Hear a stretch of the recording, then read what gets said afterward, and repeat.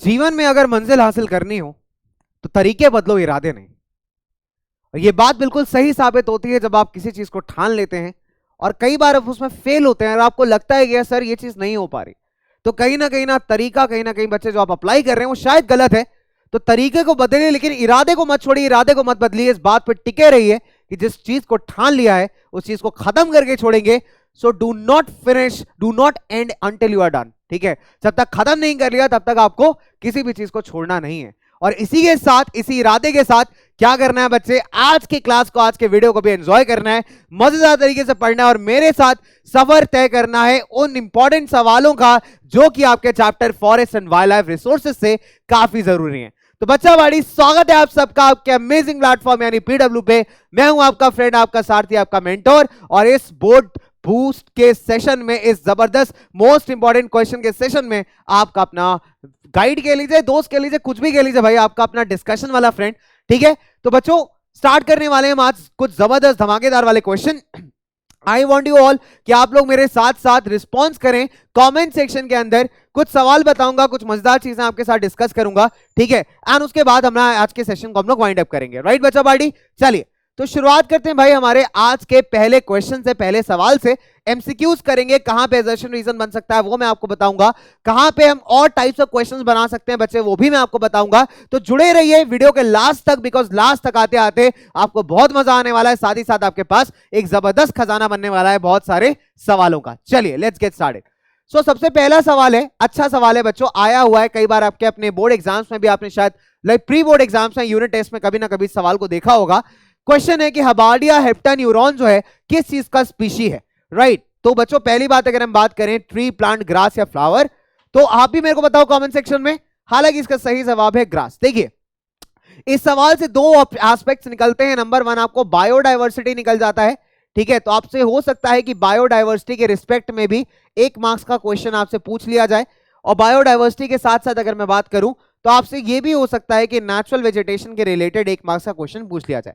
हालांकि इन दोनों क्वेश्चंस को हम थोड़ी कम प्रायोरिटी पे रखेंगे। ठीक है, अगर मैं बात करूं, लेकिन वन मार्कर क्वेश्चन है बच्चे जो यहां से फॉर्म हो सकते हैं from these particular topics. Right, तो हम बायोडायवर्सिटी को थोड़ा ज्यादा प्रायोरिटी पे रखेंगे, नेचुरल वेजिटेशन को थोड़ा सा कम प्रायोरिटी पे रखेंगे। राइट, आगे बढ़ते हैं।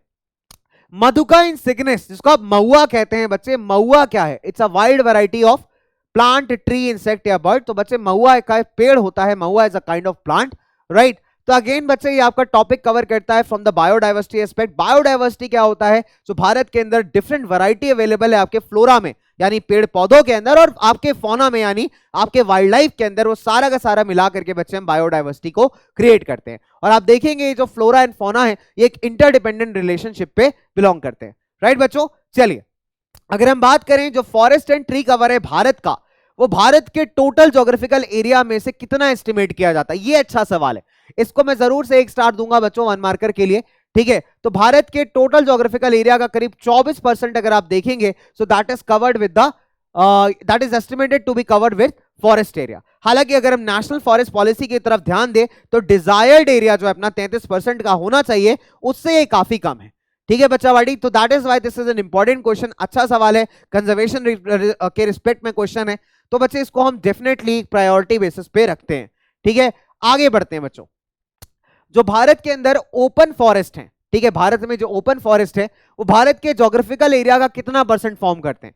तो बच्चे ओपन फॉरेस्ट भारत के ज्योग्राफिकल एरिया का करीब 9% फॉर्म करते हैं।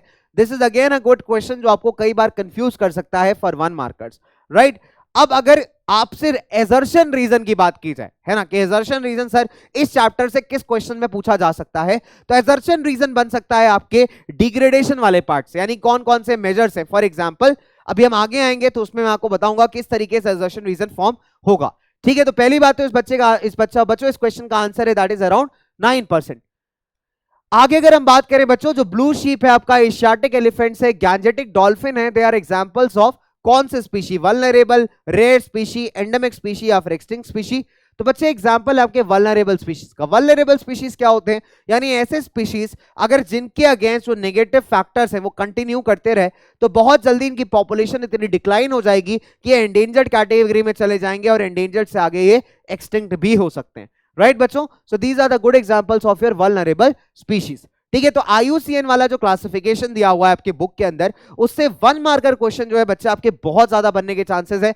तो IUCN को बच्चे क्लासिफिकेशन को मैं यहाँ पे 1 मार्कर्स के लिए आपको रेकमेंड करूंगा।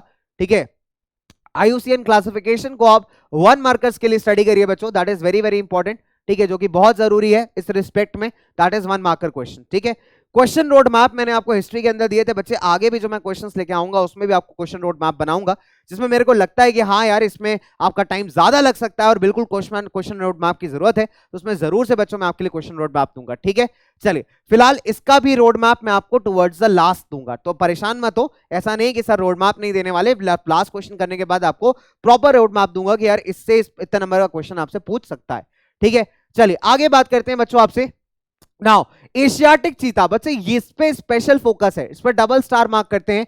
एशियाटिक चीता और पिंक हेडेड डक, ये कौन से स्पीशी का एग्जांपल है बच्चों? ये एग्जांपल है आपके एक्सटिंक्ट स्पीशी का। अगर आप देखें एशियाटिक चीता को बैक इन 1950s भारत में डिक्लेयर कर दिया गया था कि एक्सटिंक्ट है, यानी भारत के कई सारे हिस्सों में से एशियाटिक चीता जो है बिल्कुल एक्सटिंक्ट कर दिया गया था। ठीक है, चलिए अगर हम बात करते हैं बच्चे, मैंने 1950s कहा है, ठीक है, एग्जैक्ट ईयर नहीं है, तो कभी भी आपको जब एग्जैक्ट ईयर नहीं रिमेंबर होता है, एटलीस्ट मान के चलो कि फॉर एग्जांपल नहीं याद आ रहा है आपको क्वेश्चन आंसर लिखना है, तो एटलीस्ट उस डिकेड को मेंशन कर दीजिए, so that is counted in the respective major. ठीक है, करेक्ट मेजर में काउंट किया जाता है बच्चों।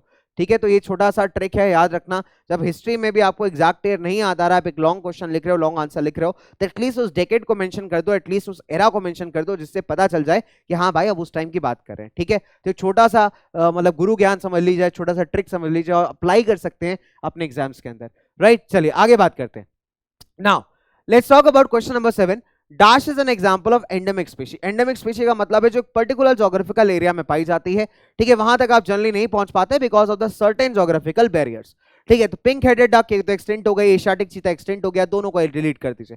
ठीक है, निकोबार पिजन एक ऐसा स्पीशी है जो एक सर्टेन एरिया में पाया जाता है, सर्टेन ज्योग्राफिकल बैरियर्स के अंदर पाया जाता है, so that's a good example of your endemic species. तो बच्चे एलिमिनेशन टेक्निक को भी लगाया करिए, जरूरी है।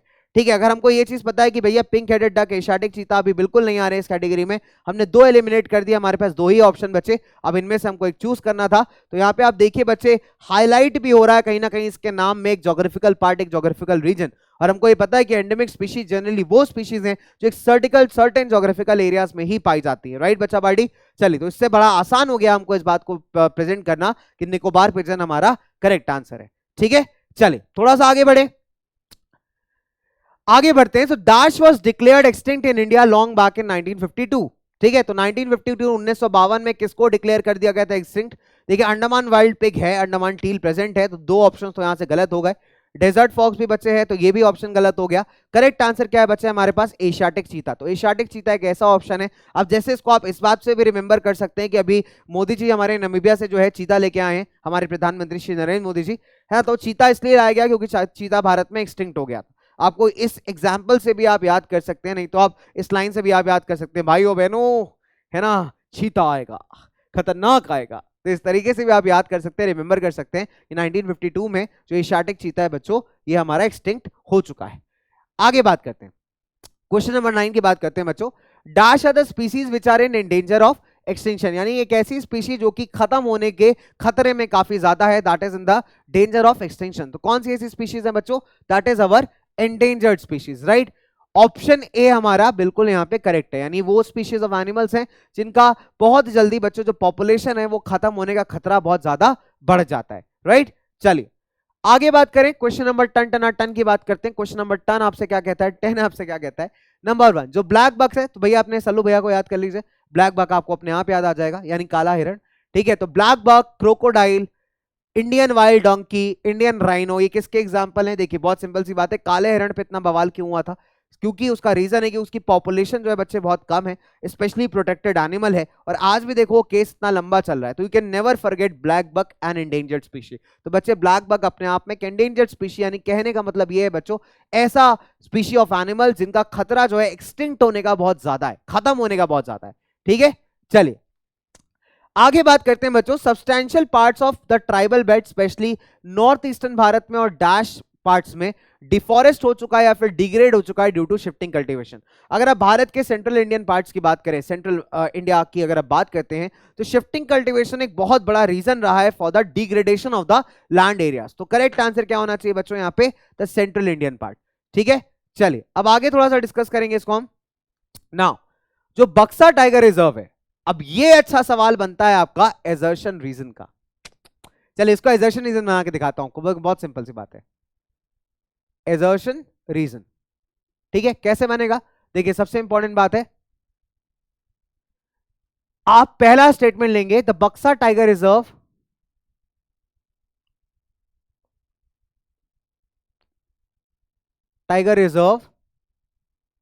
इन वेस्ट बंगाल,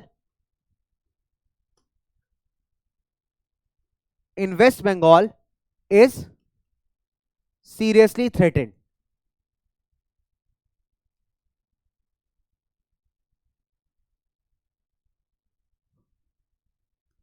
फिर आपने यहां पे रीजन लिखा, ठीक है।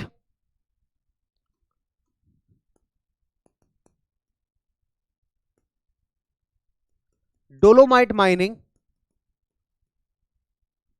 इन बक्सा टाइगर रिजर्व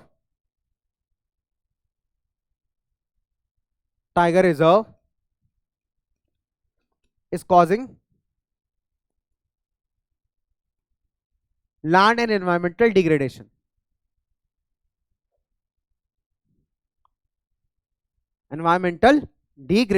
ठीक है, सिंपल बच्चों। तो ये एक ऐसा सेक्शन है जहां से आपका एजर्शन रीजन बन सकता है। बहुत ही सिंपल है बच्चा बाड़ी। यहाँ पे आपसे क्या पूछा गया? आपसे पूछा गया कि Buxa tiger reserve waste Bengal के अंदर सीरियसली थ्रेटेंड है। मैंने आपको क्या बताया था? सबसे पहला रीजन है, सबसे पहला तरीका है एजर्शन रीजन सॉल्व करने का कि दोनों स्टेटमेंट्स को चेक करिए कि क्या वो सही है। ठीक है, दोनों स्टेटमेंट्स को चेक किया जाए तो बक्सा टाइगर रिजर्व सीरियसली थ्रेटेंड है, बिल्कुल सही स्टेटमेंट है। और डोलोमाइट माइनिंग की जा रही है बक्सा टाइगर रिजर्व में, ये भी बिल्कुल सही स्टेटमेंट है। राइट बच्चों, तो अगर आप देखेंगे, अगर मैं यहाँ पे सवाल पुट करूं कि वाई इज इट थ्रेटेंड, तो मेरे को आंसर मिल जाता है मेरे रीजन में। इस वजह से थ्रेटेंड है क्योंकि यहाँ डोलोमाइट मिनरल की माइनिंग की जा रही है, जिसके चलते एनवायरमेंट और लैंड दोनों इफेक्ट हो रहे हैं। तो इस हिसाब से मेरा आंसर क्या होता अगर एजर्शन रीजन में आता कि both A and R true and R is the correct explanation of A. ठीक है, अगर यहाँ कुछ और लिखा होता, यहाँ लाइमस्टोन माइनिंग लिखी होती, तो मैं क्या बोलता कि A is true R is false. Simple है। या फिर अगर मैं बोलता कि Buxa tiger reserve is not threatened, तो क्या हो जाता? A is false and R is true. तो इस तरीके के मल्टीपल कॉम्बिनेशंस आपको बच्चे इसी पर्टिकुलर कॉन्टेक्स्ट से निकल सकते हैं। राइट, फिलहाल यहाँ पे 1 मार्क में क्वेश्चन पूछा गया है, तो आंसर क्या होना चाहिए? इसका रीजन क्या है कि बक्सा टाइगर रिजर्व में क्या प्रॉब्लम है बच्चों? यहाँ पे डोलोमाइट मिनरल की माइनिंग की जा रही है, जिसके चलते इसमें एनवायरमेंटल और लैंड डिग्रेडेशन बहुत ज्यादा हद तक हो रहा है। तो करेक्ट आंसर इज आपका ऑप्शन नंबर डी। तो इस तरीके से आप बच्चों 1 मार्कर से एआर भी बना सकते हैं, एजर्शन रीजन भी बना सकते हैं।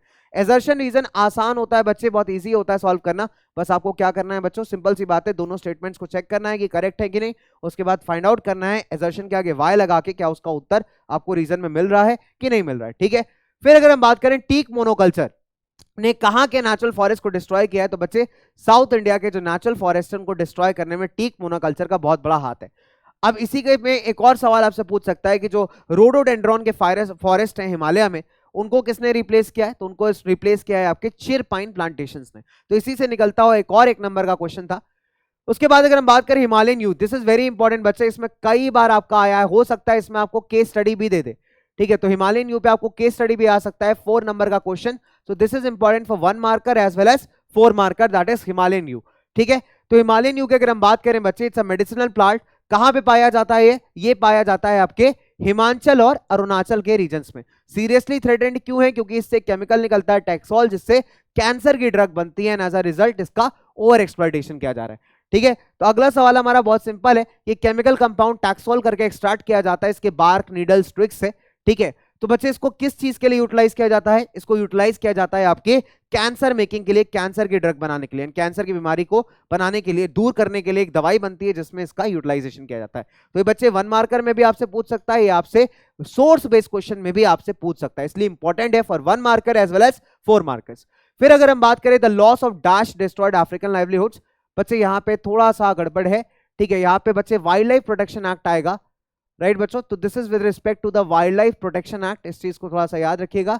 ठीक है, तो वाइल्ड लाइफ प्रोटेक्शन एक्ट की अगर हम बात करते हैं तो कब लॉन्च किया गया था? दिस वाज एनैक्टेड इन 1972। ठीक है, सो दिस वाज एनैक्टेड इन 1972। आपसे अगर ये पूछे कि वाइल्ड लाइफ प्रोटेक्शन कब एक्ट आया है तो क्या उत्तर लिखेंगे आप बच्चों? 1972। That's the correct answer. Which of the following animals were Gravely threatened and central government ने कई सारे प्रोजेक्ट अनाउंस किए इनको बचाने के लिए? Kashmir stag, Asiatic lion, one horn rhinoceros. जहां पे लायन आ गया बच्चे, सिंपल सी बात है, वो इंपॉर्टेंट है। कश्मीर स्टैग भी थ्रेटेंड है, साथ ही साथ अगर हम बात करें जो वन हॉर्न राइनोसेरस है बच्चे, वो भी अपना आप कहीं ना कहीं उसकी पॉपुलेशन काफी खतरे में है। ठीक है, तो करेक्ट आंसर है आपका यहाँ पे सारे ही सारे बिल्कुल सही है with respect to the conservation. Manas tiger reserve आपका कहां पे पड़ता है बच्चे? कई बार पूछा गया है मानस कहां पे पड़ता है, तो मानस पड़ता है आपका आसाम में। केरला से जो है बच्चे पेरियार काफी फेमस है, तो अगर पेरियार पूछता है आपसे तो क्या लिखोगे? That is Kerala. ठीक है, तो ये दोनों काफी ज्यादा पूछे जाते हैं, मानस और पेरियार। तो मानस कहां पे पड़ता है आपका? आसाम के अंदर। पेरियार पड़ता है आपका in the state of Kerala. अगले सवाल पे आते हैं बच्चों, which of the following is located in the state of Rajasthan? तो देखिए इसमें एलिमिनेशन लगाएंगे, बहुत ही सिंपल है बच्चों। कॉर्बेट पड़ेगा आपका उत्तराखंड में, तो एलिमिनेट हो गया। बांधवगढ़ एमपी के आसपास पड़ता है, एलिमिनेट हो गया। पेरियार पड़ता है आपका केरला के आसपास, ठीक है, तो ये भी एलिमिनेट हो गया। इसको साफ साफ लिख लेता हूं बच्चों यहाँ पे, ठीक है। पेरियार अभी हमने डिस्कस किया कि कहां पड़ता है बच्चों, आपका केरला के आसपास पड़ता है। तो ये तीनों के तीनों आपके एलिमिनेट हो गए। बचा गया आंसर आपका, that is Sariska wild life sanctuary. तो बच्चे इस तरह के क्वेश्चंस में आप लोग क्या कर सकते हैं? एलिमिनेशन लगा सकते हैं, बट प्रोवाइडेड आपको इनके स्टेट्स पता होने चाहिए। ठीक है, तो एक वाइल्ड लाइफ सेंचुरी का, नेशनल पार्क का स्टेट लिस्ट जरूर बना के रखिए, जिससे आपको पता हो कि भैया इस स्टेट में ये वाला नेशनल पार्क पड़ता है। क्योंकि इस पे रिजल्ट पे, इस पे बेसिस पे क्वेश्चन आने के चांसेस बहुत ज्यादा है कि आपको एक नेशनल पार्क दे देगा और आपसे पूछेगा कि बताइए भाई ये नेशनल पार्क जो है कहां पे पड़ता है और कहां नहीं पड़ता है। ठीक है, तो इस रिस्पेक्ट में आपको आंसर करना जरूरी है। उसके लिए जरूरी है कि आप एक लिस्ट ड्रॉ करें जहां पे एक साइड स्टेट होने चाहिए, एक साइड आपके नेशनल पार्क्स और वाइल्ड लाइफ सेंचुरीज होने चाहिए। ठीक है, ओनली द मेजर वंस।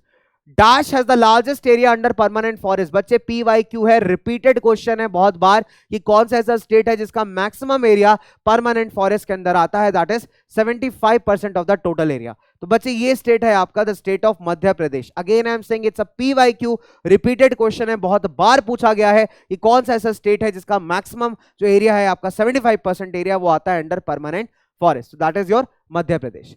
चलिए अब बात करते हैं बच्चों क्वेश्चन नंबर 5 की, कि describe how the communities have conserved and protected forest and wild life in India. अब इसमें आपको किस किस चीज का एग्जांपल देना है? देखो 5 नंबर का क्वेश्चन है, सॉलिड क्वेश्चन है। इसमें आपको एग्जांपल देना है चिपको मूवमेंट का, इसमें आपको एग्जांपल देना है भैरव डाकू सेंचुरी का, इसमें आपको एग्जांपल देना है जेएफएम का भी आप दे सकते हैं, जॉइंट फॉरेस्ट मैनेजमेंट का। तो ये सारे के सारे पॉइंटर्स यहाँ पे हम लिखेंगे। पहले हम बात करेंगे बच्चों चिपको मूवमेंट की, जो कि हिमालयाज में स्टार्ट हुआ था।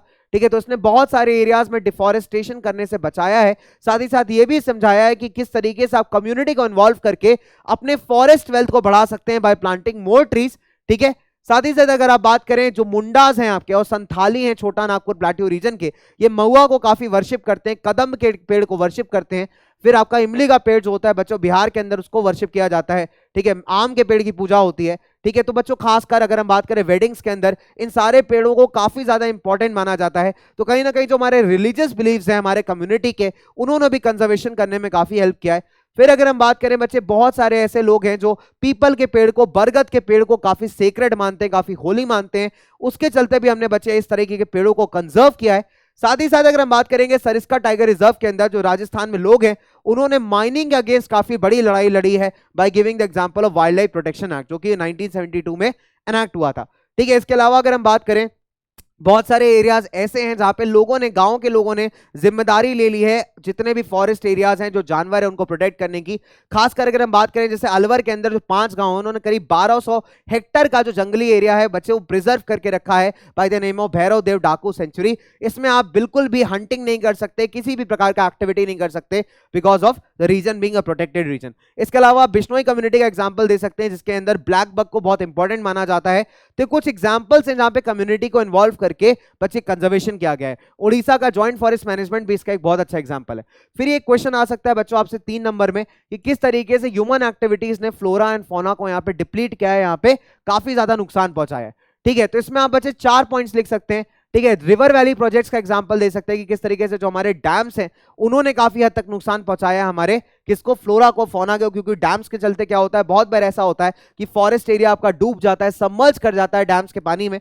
बहुत सारी इलीगल माइनिंग प्रोजेक्ट्स हैं बच्चे, उन्होंने हमारे फ्लोरा एंड फौना को डिप्लीट किया है। फिर आप एग्जांपल दे सकते हैं डेवलपमेंट प्रोजेक्ट्स का, ठीक है, जिसके चलते जब इंफ्रास्ट्रक्चर बूस्ट होता है तो बहुत सारा पेड़ काटा जाता है, बहुत सारे डिफॉरेस्टेशन होता है। माइनिंग एक्टिविटीज एक बहुत बड़ा रीजन है because of which we have faced land degradation in the past. तो ये कुछ रीजंस हैं बच्चे जो आप दे सकते हैं इस 3 नंबर के क्वेश्चन में। चलिए अब आपसे बात की जाए यहाँ पे अदर इंपॉर्टेंट क्वेश्चंस की कि कहां से आपसे क्वेश्चन बन सकता है। तो पहला मैं बात करूंगा आपसे जेएफएम का, that is joint forest management, जो कि आपके 3 नंबर में काफी इंपॉर्टेंट है। फिर अगर मैं आपसे बात करूं बच्चों यहाँ पे, आप यहाँ पे बच्चे factors for land degradation, factors for land degradation, इसको आप यहाँ पे प्रिपेयर करिए बच्चों 3 नंबर के अंदर। और साथ ही साथ ये 1 मार्क्स में भी आपसे पूछा जा सकता है, दैट इज 1 मार्कर और 3 मार्कर्स के अंदर, right. So this is again a very important one. फिर अगर हम बात करें बच्चे रीजंस फॉर डिप्लीशन, हमने ऑलरेडी पढ़ लिए हैं, रीजंस फॉर रिसोर्स डिप्लीशन, ठीक है, ये आपका इंपॉर्टेंट है बच्चों। This is again can be asked in 3 markers. फिर अगर हम बात करें प्रोजेक्ट टाइगर बच्चों, प्रोजेक्ट टाइगर एक अगेन बहुत इंपॉर्टेंट यहाँ पे बच्चों इंपॉर्टेंट क्वेश्चन है with respect to 3 and 5 marks. और फिर अगर हम बात करें बच्चे वाइल्ड लाइफ प्रोटेक्शन एक्ट में, वाइल्ड लाइफ प्रोटेक्शन एक्ट, ठीक है, वाइल्ड लाइफ प्रोटेक्शन एक्ट के अंदर जो फॉरेस्ट क्लासिफिकेशन है, जो आपका फॉरेस्ट क्लासिफिकेशन है, this is again a very important question with respect to 3 and 5 marker, forest classification, ठीक है। तो अगेन इंपॉर्टेंट क्वेश्चन आपका with respect to 3 and 5 markers. तो ये आपका एक छोटा सा क्वेश्चन रोड मैप है उन क्वेश्चंस का जो पिछले सालों में रिपीट हुए हैं, इंपॉर्टेंट है उन टॉपिक्स का जो आपको प्रिपेयर करने हैं विद रिस्पेक्टिव मार्क्स। तो बच्चों मैंने यहाँ पे मार्क्स भी मेंशन कर दिए हैं, साथ ही साथ आपके फैक्टर्स मेंशन कर दिए हैं कि किन किन टॉपिक्स को आपको कितने नंबर के लिए प्रिपेयर करना है। केस स्टडी कहां से आ सकता है, मैंने आपको एग्जांपल दिया, हिमालयन यू एक बहुत अच्छा एग्जांपल है जहां से केस स्टडी पूछा भी जा सकता है, उसके चांसेस भी बहुत ज्यादा है, ठीक है। जॉइंट फॉरेस्ट मैनेजमेंट का क्वेश्चन बहुत बार आया है उड़ीसा के अंदर, 3 नंबर में इस क्वेश्चन को आप प्रिपेयर कर सकते हैं। 2 मोस्ट इंपॉर्टेंट क्वेश्चंस बच्चों मैंने आपको बताया, जिसमें ये वाला क्वेश्चन अगेन बहुत इंपॉर्टेंट है कि किस तरीके से कम्युनिटी को कंजर्वेशन मेजर्स के लिए यूज किया जा सकता है। आपके एनसीईआरटी का क्वेश्चन है, अच्छा क्वेश्चन है, रिपीट हुआ क्वेश्चन है, ठीक है बच्चा बाड़ी। एजर्शन रीजन में कहां से क्वेश्चन पूछ सकता है, हमने एक बहुत अच्छा एग्जांपल लिया डिग्रेडेशन वाला पार्ट का, सो that is again important. IUCN classification आपका 1 नंबर के लिए बहुत इंपॉर्टेंट सेक्शन है, तो उसको 1 नंबर के लिए बहुत अच्छे से प्रिपेयर करेगा बच्चा बाड़ी, ठीक है। तो बच्चे ये कुछ इंपॉर्टेंट सवाल थे, आपका छोटा सा बेसिक सा चैप्टर है, बहुत बड़ा लाल चैप्टर नहीं है, बहुत डिफिकल्ट चैप्टर नहीं है। और इंपॉर्टेंट बात और मैं आपको बताऊंगा वो ये है कि भाई साहब सिंपल सी बात है, जो आपका वाइल्ड लाइफ सेंचुरीज है, जो नेशनल पार्क्स है, उनका एक लिस्ट बनाना जरूरी है, क्योंकि विद रिस्पेक्ट टू स्टेट आपसे क्वेश्चन पूछेगा, ठीक है, खासकर 1 मार्कर वाले सेक्शन में। गॉट इट माय डियर बच्चों। चलिए तो इसी के साथ आज के इस डिस्कशन को, इस छोटे से प्यारे से डिस्कशन को बच्चों हम लोग यहीं पे एंड अप करते हैं। अगली मुलाकात होगी आपसे अगले डिस्कशन में, जिसमें और ज्यादा क्वेश्चंस आएंगे, थोड़ी और एक्सप्लोरेशन करेंगे बच्चों हम लोग, ठीक है। तो with respect to the topic बच्चे हमेशा मैं क्वेश्चंस फ्रेम करता हूं जो मुझे लगता है कि यहाँ पे यार बहुत ज्यादा होने चाहिए, तो I keep little bit more, जहां पे मुझे लगता है कि considerable amount of questions okay हैं आपके लिए, so I keep according to the same number, ठीक है। तो बच्चे इसी तरीके से इस क्वेश्चन का एकदम रेपोजिटरी बना के रखो, एकदम बढ़िया तरीके से अपने पास स्टॉक बना के रखो, ताकि आगे दिक्कत ना हो, ठीक है बच्चा बाड़ी। चलिए तो हिम्मत है तो उसके बाद बच्चे मदद तो इंसान भी करेगा, मदद तो भाई ऊपर वाला भी करेगा, और मदद तो हम खुद की भी करेंगे, ये भी बड़ा जरूरी है कि नहीं। तो इमरते मर्दा तो मदद खुदा, ये कहते हैं ना, बहुत सिंपल सा फैक्टर है। तो बच्चे इसी करेज के साथ, इसी जोश के साथ, इसी जुनून के साथ अपने तरीकों को बदलते हुए, इरादों को मजबूत रखते हुए आगे बढ़ेंगे और मुलाकात करेंगे एक और धमाकेदार सेशन में। तब तक के लिए मुझे दीजिए इजाजत, बाय बाय बच्चा बाड़ी, take care and stay tuned with PW.